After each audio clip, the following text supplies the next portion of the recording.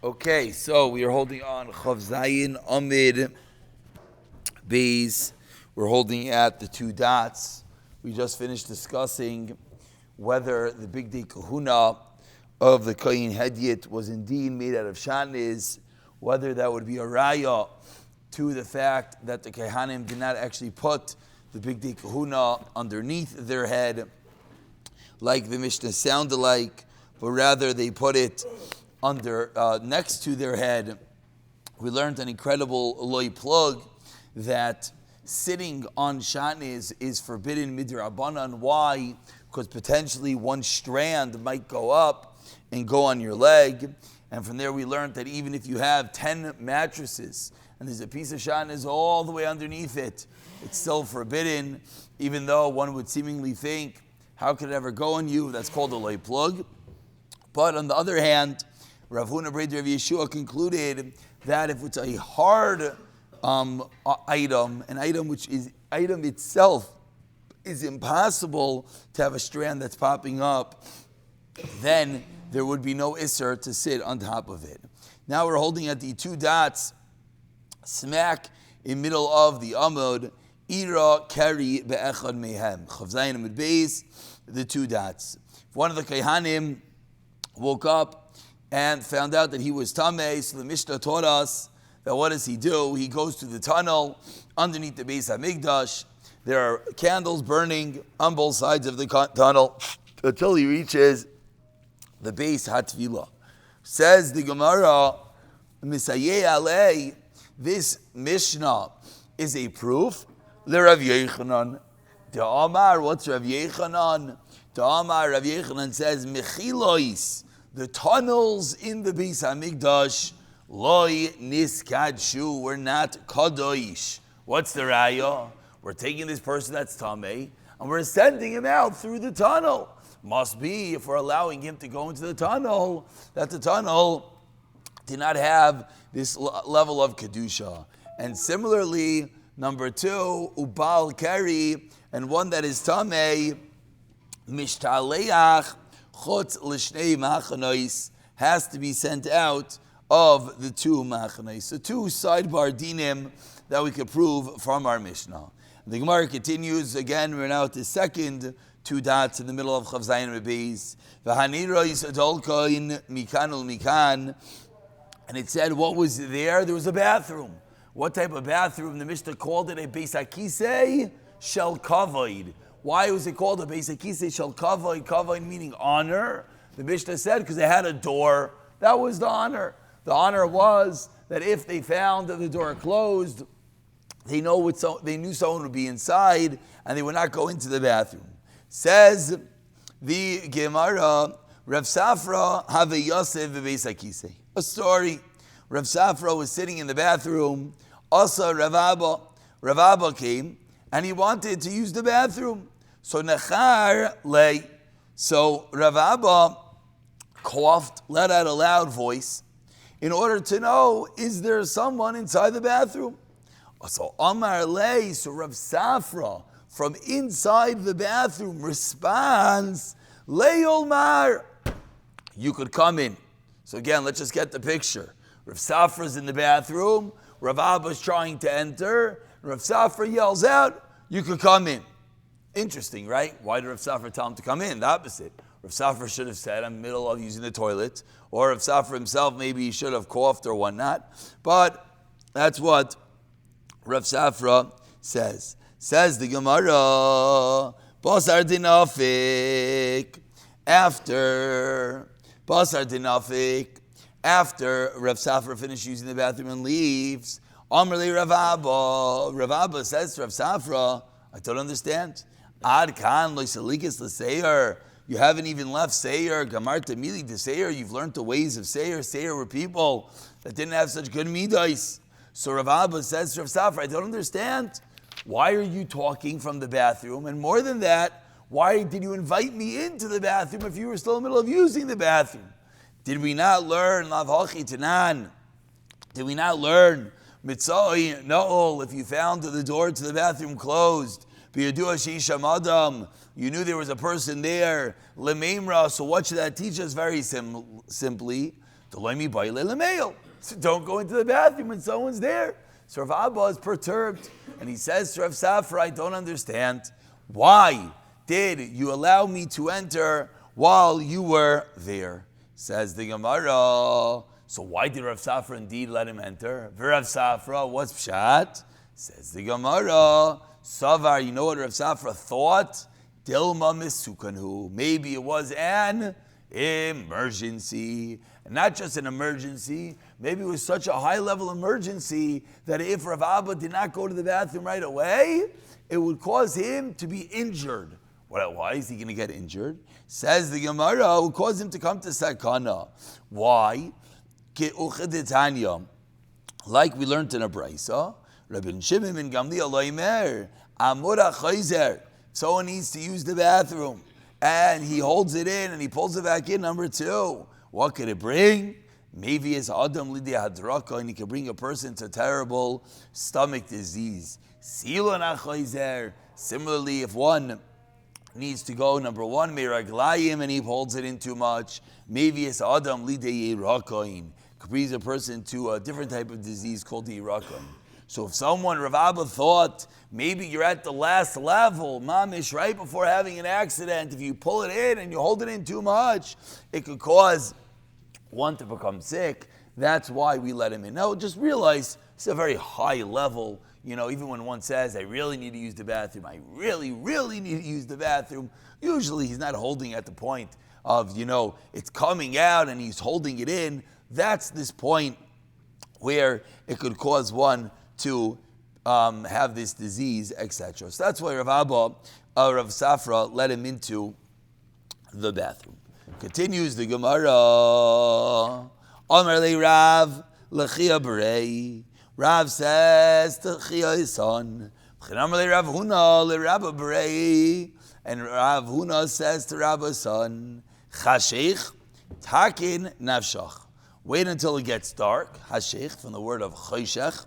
Chashich, and takin nafshach, and prepare yourself, meaning he told his son that at nighttime you should prepare yourself, meaning that's a good time to use the bathroom. V'kadim, similarly you should get up early in the morning, and takin nafshach, and what should he do? You should use the bathroom. Why? Kihechi, so that deloy terachek, you will not have to distance yourself when it comes to use the bathroom. Again, they did not have regular bathrooms. Where do they go? They went out in the field. And what happens if you want to go out to the field and someone else is there? You have to go further away. You can't use the bathroom in the same place that someone is there.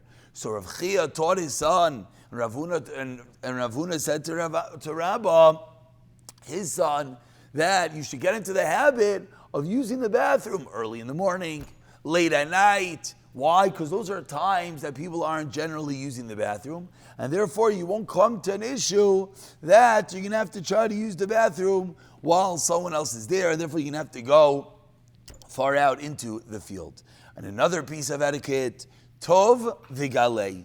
First, sit down. Now he continues with the etiquette, the proper way to use the bathroom. First, tov. First you sit. Then v'galei. Then you reveal yourself, then you pull down your pants. Similarly, kasei, you pull up your pants, vikom, and then you get up. What's going on over here is the simple halacha, which is brought down by the first Mishnah Berurah on all of Shulchan Aruch, of Shvisi Hashem l'nagdi tamid. Even when one is in the bathroom, even when one is in private quarters, still there's an element of godliness. Still there's a point where one has to act in a refined manner. So they're telling us that what's the proper etiquette? That you don't just get fully undressed and then go to the toilet. No, that even when you're sitting, you first sit, then you pull down your pants. You pull up your pants, then you stand up. Basically, you find the minimal way to have the least amount of time where one is revealed in order to be the most refined way possible. Continues the Gemara, other types of etiquette, shetaif, that if you're giving someone your cup to drink from, you don't just give him a dirty cup with your saliva all over the mouth. Rather, what should you do? Rinse off the cup and then ushsei, and then give it to someone else. And when you finish drinking, shetaif, and then ve'aches, ve'aches, and you leave it in the place. So again, when you're going to drink, you rinse it off and then you drink. And when you're going to put the cup back down, we're talking about, let's say you're in a public area. Let's say there's a cup that multiple people use. So don't just leave the cup sitting on the counter all dirty with your saliva on the top. You rinse it off and then you put it down. Continues with more etiquette. Ukshata shaise mayim, when you drink water and there's a little bit of water in the cup and someone else wants it. So you want to give that person your cup, what should you do? Shafayich mehen. You should pour some more water onto the cup, again, to remove any bit of saliva from the cup. V'achar kach, and afterwards, ten letalmidcha, give it to your Talmud. Meaning, if the Rebbe has a drink, the Talmud needs a drink. So the Rebbe takes his cup and gives it to the Talmud. But says the Gemara, don't just give him the cup all dirty. Make sure you wipe off, make sure you rinse off the top part where there could be some saliva, etc. And now the Gemara explains, Kedetanya, like we learned in a Braisa, Lo yishtadam mayim, a person should not drink water, v'yitin letalmidai, ela imkein, unless you do what? Shafach mehen, you have to pour over, you have to rinse the cup first. There was a story with someone that drank water and he did not rinse it off. And what happened? Who remembers? And he gave it to his Talmud. And that Talmud is what we call an istanis. Meaning that Talmud was, I don't know, let's not use any particular locales, but he was one that couldn't handle a little bit of a dirty cup, a little bit of saliva on the cup. And when the Rebbe gave him the cup and there was a little bit of saliva on it, Lo yiratza lishtais. Yeah, I got it. Lo yiratza lishtais. He didn't want to drink. And the Talmud was really, really thirsty. So the Talmud's really thirsty. The Rebbe gives him a drink, but the cup's dirty. So what does the Talmud do? He doesn't drink. And what happens? A pretty extreme story. Umeis batsame, and the Talmud dies from his thirst. Bais Shah, at that moment, Amru, the Chachamim taught us, do not just drink water and give the cup dirty to your Talmud, elim kein shavach mehen, unless you clean it first. Obviously, that's a pretty extreme story. Meis batsame, and we could sit there saying, what do you mean? These kids obviously not so intelligent. I understand that you don't like this cup having saliva, but if you're so thirsty, what's going on. Okay, whatever it means. But we see one lesson. We see the proper etiquette, the proper kavod. When you give someone else a drink, what do? You give it to him in the refined and dignified manner, and you make sure to rinse the cup, clean the cup first. Continues the Gemara, Rav Ashi Amar, we're about 6 lines to the end of the Amid, says Rav Ashi, Hilkach, therefore, Hi Talmid the Shavach Kamei Rabba, if a Talmud pours from the cup that his Rebbe gives him, Les Be Mishom Efkarusa. It's not Efkarus, meaning the Rebbe gives the Talmud a cup of water. What does the Talmud do? He takes the cup and he pours it into another cup. So you would think, Chutzpah, what are you doing? The Rebbe gives you a cup and you pour it out of the cup. Says the Gemara, it's not a problem. Why is it not a problem? Because if the reason he is doing it is we see that there could be an element of an istanis, it could be an element that the Talmud can't handle drinking from the same cup, then it is not a problem. Continues the Gemara, Kol Mili, any type of food that one eats, and he has a little bit of, spit in his throat, Loi tifloit ba'apei rabach. You should not spit in front of your Rebbe. Why? I don't think we have to explain why, because you don't spit in front of the Rebbe. What are you doing? But says the Gemara, bar, except for mikara, a type of gourd, vidaisa, a type of oatmeal, that if you eat those foods and you have that saliva in your mouth, you're even allowed to split that in front of your Rebbe. Why? The kifsila shall avar damoi. Because that type of spit could cause blood, could cause one to actually be in a sakanah. We're going to stop over here. Let's just do a quick chazara.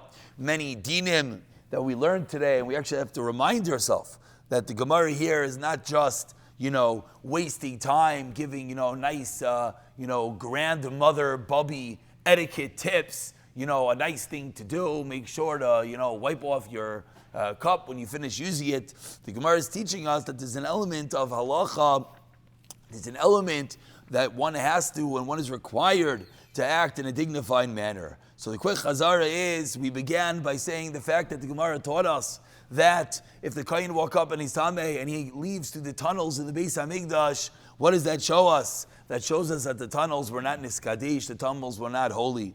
Number two, that the Balkari is sent out of two camps. We continued and we said that the Beis HaKisei Shel Kavod is that if there's a door inside of it, you don't enter. We had a story that Rav Safra was in the bathroom, Rav Abba wanted to enter, and Rav Safra let him.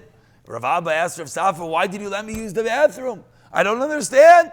Did you not learn our Mishnah, which taught us that you're not supposed to let someone come into the bathroom when you're in there? So explained the Gemara. Rav Safra was nervous that maybe Rav Abba was really needed to go, that so much so that if he didn't go at that moment, it would cause him to be in a sakanah. And finally, we concluded with a bunch of dinim about how you give someone else your cup to drink. You first rinse it off. When you're putting your cup down, you rinse it off. When you use the bathroom, you first sit and then you pull down your pants and stand up, and then pull up your pants and then stand up, in order to ensure the ultimate kavod, the ultimate etiquette, the shvisi Hashem, the negdi tamid. And finally, even the Rebbe, we'll say even, because you would think that 1 minute it's the Rebbe to the Talmud, of course the Talmud should drink it. But we see, no, there is an element that the Talmud could be an istinus. The Rebbe should rinse off, wipe off the cup before giving the Talmud to drink.